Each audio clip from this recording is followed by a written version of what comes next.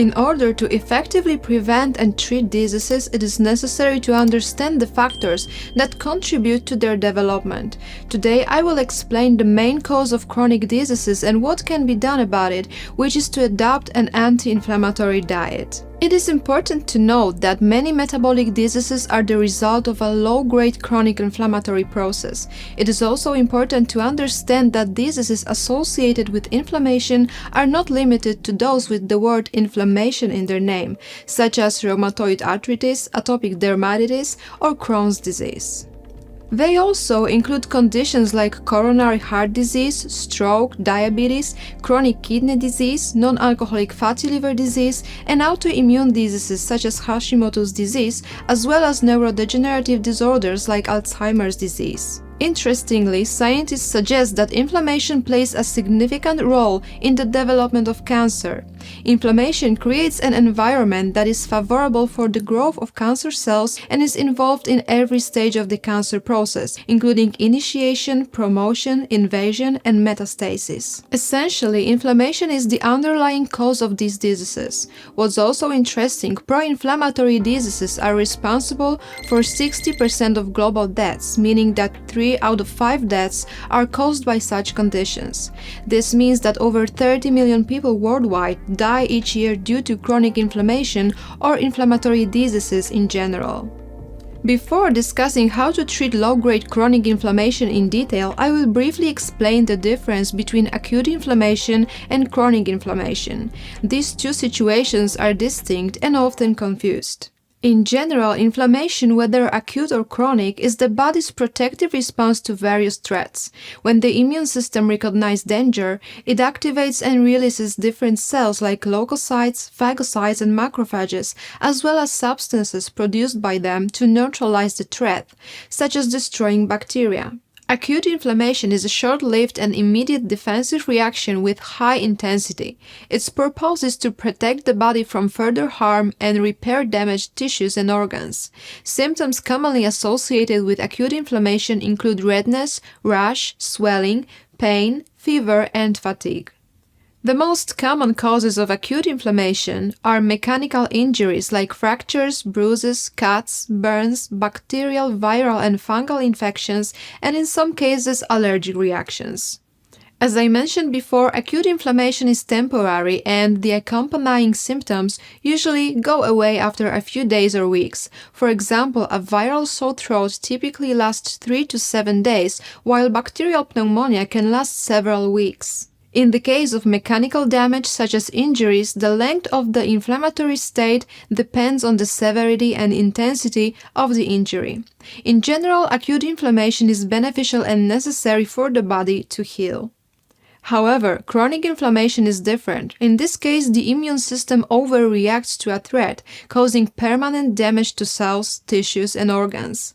This can lead to the development of many chronic diseases and complications. Although it is not as severe as an acute inflammatory state, a chronic inflammatory state can last for a long time. Instead of just days or weeks, it can persist for months or even years. The idea that a prolonged low-intensity inflammatory state can be more harmful than a short-lived acute one is based on the saying, "Constant dropping wears away a stone." It is important to note that a chronic inflammatory state often does not have noticeable symptoms, especially in the early stages. There is no pain, no coughing, itching, visible skin changes, or abnormal body temperature. In other words, we may not be aware of the damage being done to our organs. That's why a chronic inflammatory state is sometimes referred to as a silent killer. Anyway, chronic inflammation is often overlooked but can be very harmful to health. Therefore, I will now discuss what a diet that promotes inflammation should look like in order to reduce inflammation and protect against diseases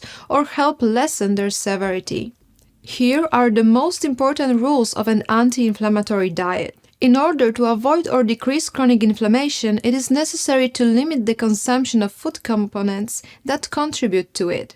Therefore, an anti-inflammatory diet should be as free as possible from harmful trans fats. Trans fats are plant oils that have been partially hydrogenated or hardened. These substances are primarily found in highly processed foods. If the product label states partially hydrogenated or partially hardened, we can be certain that it contains trans fats, which can lead to chronic inflammation. Certain products that are most likely to contain trans fats include hard margarines used for baking, fat mixes, cream concentrates, processed cheese products, fried potatoes, potato chips, and low-quality baked goods such as cakes, cookies, pastries, donuts, and chocolate products.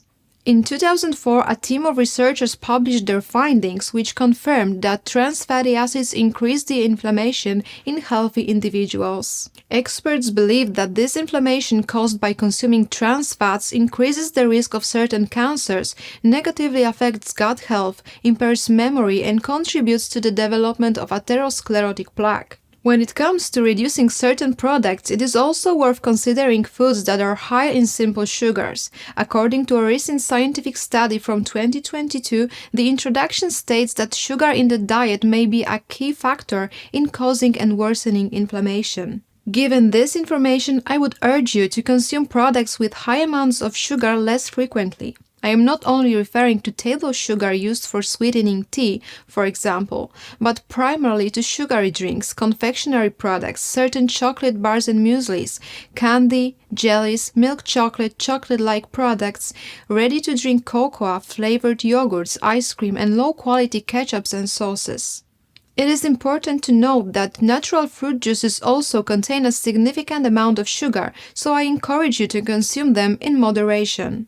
Please be aware that sugar can be listed under various names in products' ingredients. Instead of using the term sugar on the label, you may find alternative names such as fructose, glucose, glucose-fructose syrup, corn syrup, agave syrup, concentrated fruit juice, caramel, or marred barley.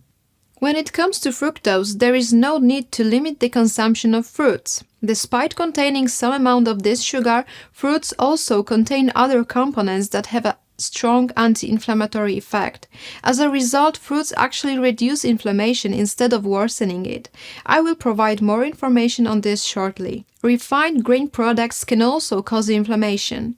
In 2022, a research team from Finland published findings that confirmed a link between consuming refined grains and increased levels of C-reactive protein, CRP for short, which is a substance that promotes inflammation. Therefore, I recommend limiting the consumption of refined grain products such as white rice, white bread, buns, regular wheat pasta, semolina, and any other products made with refined wheat flour, including foods like dumplings, gnocchi, pancakes, and waffles.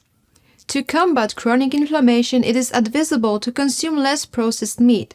While I support the inclusion of meat in our diet, I discourage the consumption of fried meat and ready-made meat products such as low-quality sausages, pâtés, cold cuts, and canned foods, as they contribute to the development of a low-grade inflammatory state. In fact, British experts noted in their 2022 publication that each additional 50 grams of processed meat increases the level of C-reactive protein by almost 40%. Therefore, when following an anti-inflammatory diet, it is preferable to choose higher quality cold cuts more frequently and opt for cooking or stewing the meat instead of deep frying it for an extended period of time. I would like to discuss the products that are particularly beneficial for your diet because of their strong anti-inflammatory properties. These products include fish that are high in omega-3 fatty acids. These fatty acids, specifically eicosapentaenoic acid and docosahexaenoic acid, are known to effectively reduce inflammation. For example, in 2022, researchers conducted an extensive analysis of 32 scientific studies which unequivocally demonstrated that omega-3 fatty acids, found primarily in certain types of fish, have the ability to lower the levels of pro-inflammatory molecules such as C-reactive protein, tumor necrosis factor alpha, and interleukin-6. Interestingly, the scientists also observed that omega-3s reduce inflammation not only in individuals with metabolic diseases, but also in healthy individuals, highlighting their importance in prevention of diseases. To benefit from the anti-inflammatory properties of omega-3, it is recommended to regularly include fish such as Atlantic herring, Atlantic mackerel, wild salmon, rainbow trout, and sardines in your diet. When discussing fatty products and their anti-inflammatory properties, it is important to mention unrefined and unfiltered vegetable oils.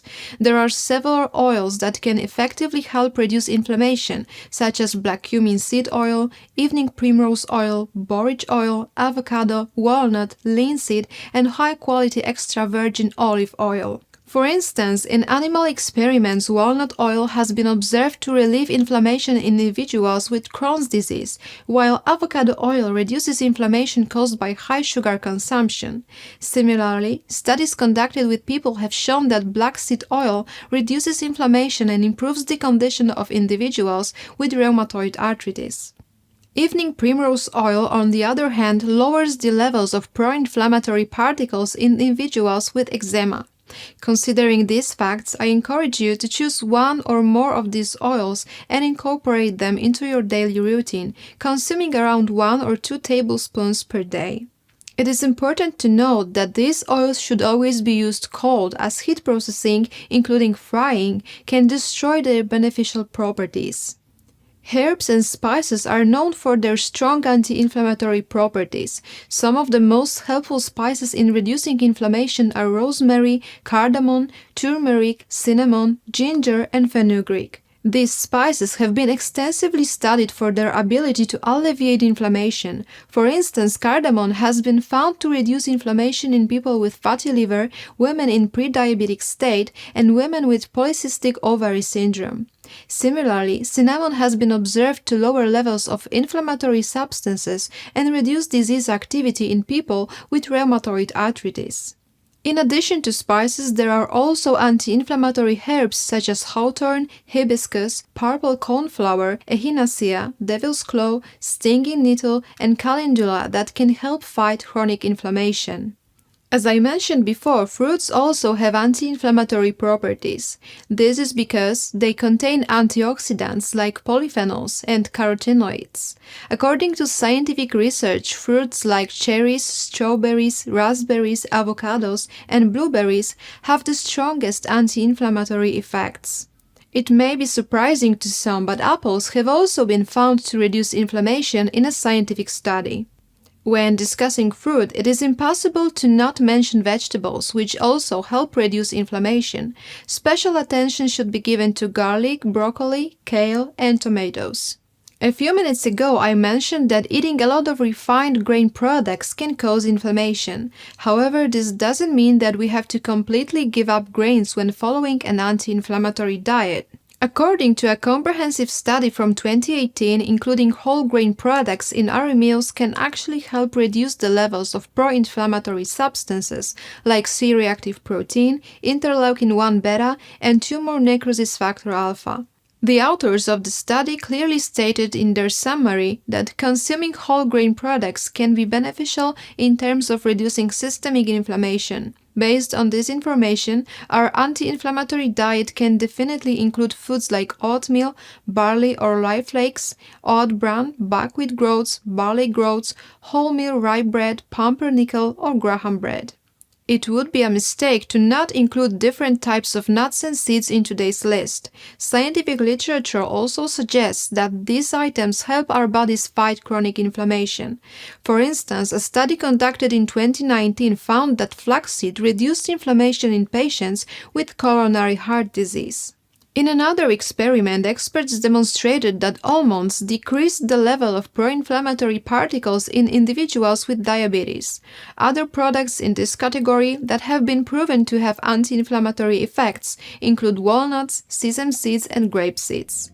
Additionally, I invite you to watch another video where I discuss another significant cause of various symptoms, which is vitamin B12 deficiency. To watch it, simply click on the thumbnail that appeared on the screen. That concludes my presentation for today. Thank you for your attention, and I will see you next time.